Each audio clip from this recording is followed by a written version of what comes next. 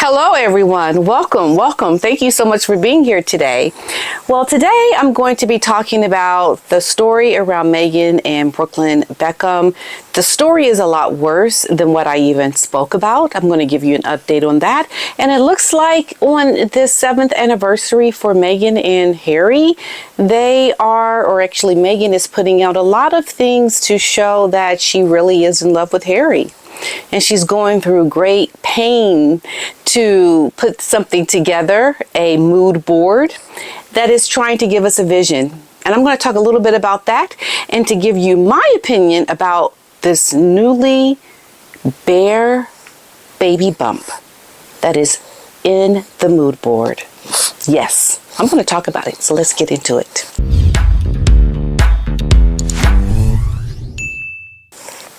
So what I'm going to do is I'm going to be doing a deeper dive on this mood board that Meghan has put out. Some things were unveiled and some things really stuck out to me on this vision or mood board that Meghan has put together. And I think it's very revealing, some of the things that we're seeing. A lot of things that appear to not be what you may think they are.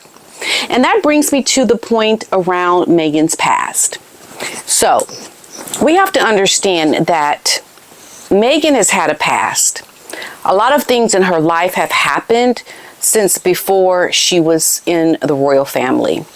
And the royal family, for that matter, they control a lot of things. They control so much around the people that are within this establishment. And when you have someone like Meghan who has a lot of history, a lot of life that she has lived prior to marrying into the royal family, that has to be gone through with a fine-tooth comb.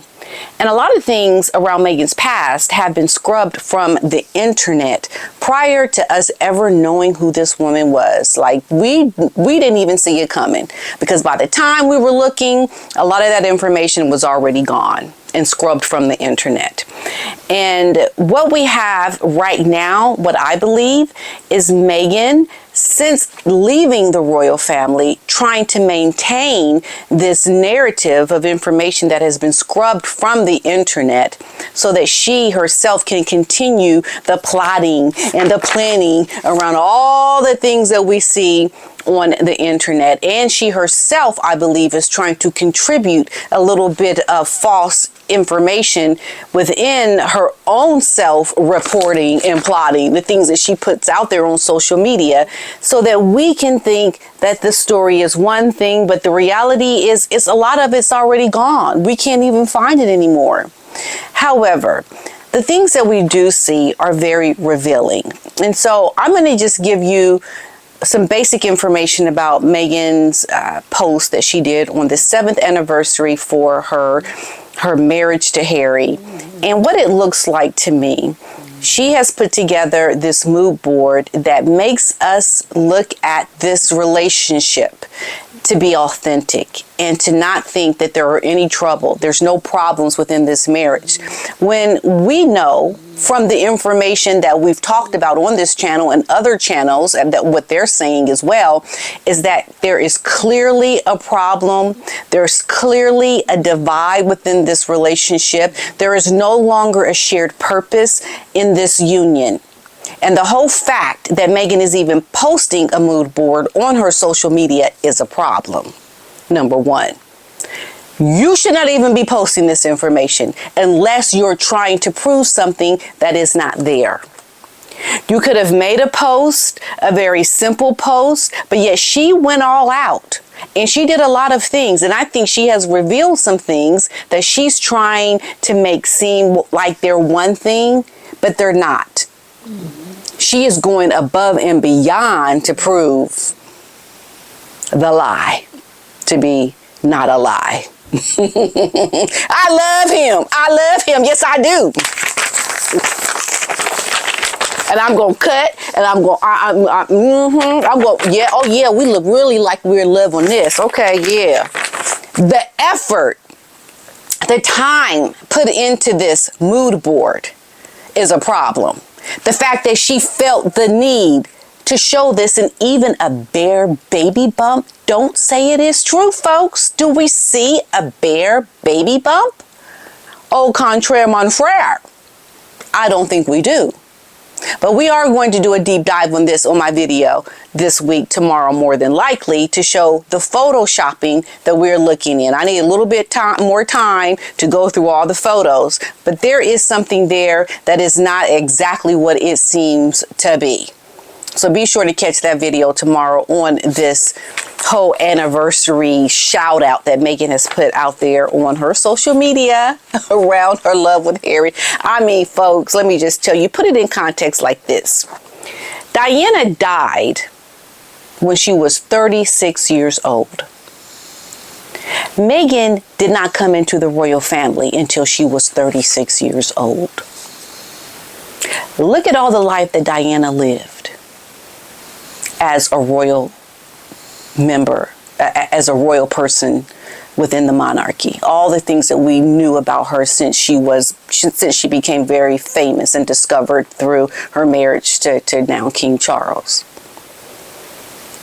That's a lot of life to have lived, to have done things, to have gotten yourself into certain situations that you don't want people to know about, because trust me, the royal family are going to know the raw deal around anything that Meghan has done. And they themselves, I believe, have been complicit in trying to get rid of information about Meghan prior to the world knowing who this woman was. And so you have to look at the narrative that Meghan is trying to continue now that she no longer has the support of the royal family, and also what the royal family actually knew when Meghan came into the royal family. There's a lot there, and it's very disturbing. So that'll be in my other video. But what I do want to talk about is how this story around the Beckhams and Meghan was worse than I even thought. Because the story changed from Meghan and Harry hosting a party to later they were attending a party with Brian and Tracy Robbins, to Meghan being picked up by a private jet. I mean, a lot of things have happened in the story from what it originally was to what it became later. And here is what I found out. There was never even a party. There was never even a party. Because think about it. Like I said in my other video, we never saw any photos at any party. We saw nothing. And this is what has come out. That Victoria Beckham has sent a legal letter to Netflix about what Meghan has done, because we know the Beckhams have a relationship with Netflix, and so does Meghan and Harry. And Meghan has put her son, Victoria's son, into these stories about meeting with them and sympathizing with Brooklyn Beckham and trying to really be there for Brooklyn around his falling out with his parents. And that did not sit well with Victoria. Now, I imagine Victoria to be the kind of woman that will not allow someone like Meghan to interfere with her and her family. And that's what has happened. So it looks like Victoria has sent a legal letter to Netflix to get this story taken down or to have it corrected and leave my child out of it. Because see, what Meghan is doing is putting Beckham, Brooklyn Beckham, into a narrative of not being truthful. And that is what has Victoria so upset. Because Meghan is trying to paint this false narrative that Brooklyn Beckham is fighting with his family to degrees that Meghan is with her family and with the royal family. Like they're not the same. The fight or the problems that Brooklyn Beckham has with his family have potential to be reconciled for forgiveness. It's not that serious. But Meghan and Harry, their problems are very serious with their families because they're not even trying to forgive or to have a relationship with their families. So it's not the same. And for Meghan to try to draw Brooklyn into this really nasty fight with his family, to say that now we're socializing with Brooklyn, we got Brooklyn, we're talking, we're meeting, we're sympathizing with him and what the Beckhams, Victoria and David have done to Brooklyn.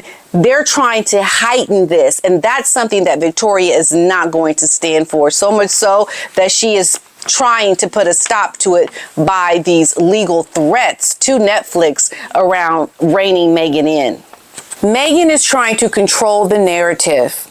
She's trying to still set the tone that the royal family had begun with scrubbing so much information. And in this most recent story around Meghan and this dinner party and involving Brooklyn Beckham, Victoria didn't like it. And then the story came out and then it changed that there was no party at Meghan and Harry's home in Montecito. Then the party was at Brian and Tracy's home in at their villa.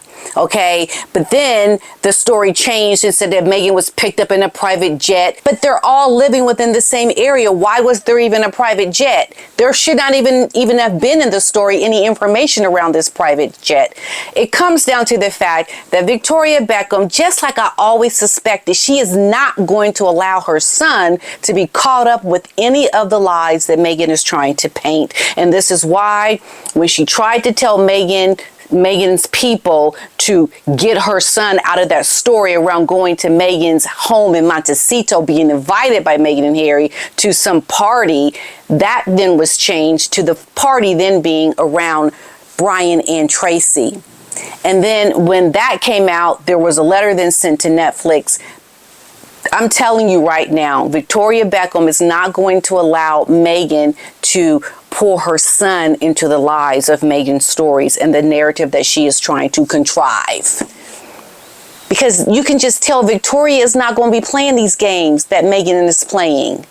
It's almost as if Meghan thinks that she can just name drop and say things around people and create these different stories to paint her fairy tale in her head. But what she hasn't, I think, calculated into this equation is that there are certain mothers out there that will not allow you to use their children as pawns in a game. And that's what has happened. Victoria has really put her foot down around the games that Meghan is playing. And then it makes a lot of sense that Meghan would do this. Because when you look at the things that don't make sense around Meghan's life, and then you see the information that's put out there in these stories that contradict themselves, that go from being one story, then change to a different story, it gives you the insight to understand that do they even know what the truth is? The fact is that none of it is the truth. That's how bad it is. None of it is the truth. And Meghan continues to lie and lie and lie. It's really bad. And then you look at the stories around the children and the birth and how she, I believe, had the royal family complicit in the whole stories around the children, how the media is not even going to touch these stories around Meghan and the birth of these children. There's been an embargo on even talking about that because it's really, really bad. It's psycho. It is almost as if Meghan is just doing what she wants to do and dares people to try to challenge her because then they'll involve them into the lie. I don't understand for the life of me how Harry cannot see what his wife is doing and how he has not reacted in a much stronger way. The only way he seems to be reacting is by putting his foot down around the children and not allowing photos of the children to be pulled into social media. But this whole post that Meghan has done around the anniversary of her marriage with Harry has fallen completely flat. And almost like, why would you even share something like this that is so intimate? Why would you share it unless you are willing to share your life in general in the open, which we know they're not doing? So why share this? Look, I'll talk about that in my other video, but the truth is that the story around Beckham and Meghan meeting with the Beckhams, all of this, the dinner parties, none of it has happened. It's all a fake story. And unless photos come out showing, like legitimate photos come out showing a dinner party that happened with these guests and more information around the dinner party that Brian and Tracy Robbins had, I mean, you can't believe any of it. It has gotten, folks, Meghan is a very dangerous person, I believe, in my opinion. Meghan is very dangerous because she is willing to do the unthinkable. She is willing to pull people into the lies and the narratives that she spins up in her head. Because she's desperate. She's desperate for what it is that she wants. I mean, what right person in their real mind goes from standing alongside the Queen of England, the late Queen Elizabeth, to selling jams? Like who does that? How is that even reality at this point? Like you really thought you didn't have the best life ever being a royal person, being taken care of, having the best security, having access to all these world leaders and traveling around the world and helping the less fortunate and doing things and representing the monarchy? You thought that wasn't good enough? That you had to now go sell jams? That should tell you everything you need to understand about the mindset of Meghan and the depths of how she will go to changing stories and to creating stories and to making things up in her head. She is not all there. What person on a world stage ghosts people that we see that you used to be friends with and now you want to make up, well, this is my new life. This is who I really am. And all that stuff in the past, that never existed. This is my new life right here. Ta-da. But it's like, but we see you, what you did do. What, Meghan, are you serious? It's a hot mess, folks. I mean, I'm telling you right now, I don't even know anymore. All I know is there are problems bigger than I ever even thought that there were problems. They're bigger than I ever even thought. I'm telling you right now, folks, this woman is mad. As the Brits say, mad. Mad, mad, mad, mad, mad. And I'm going to try to get to the bottom of it. I'm going to keep looking and digging and trying to find out what I can. Because I was looking over here, but I should have been looking here, here, here, here, and here. Oh my goodness, it's a hot mess. Okay.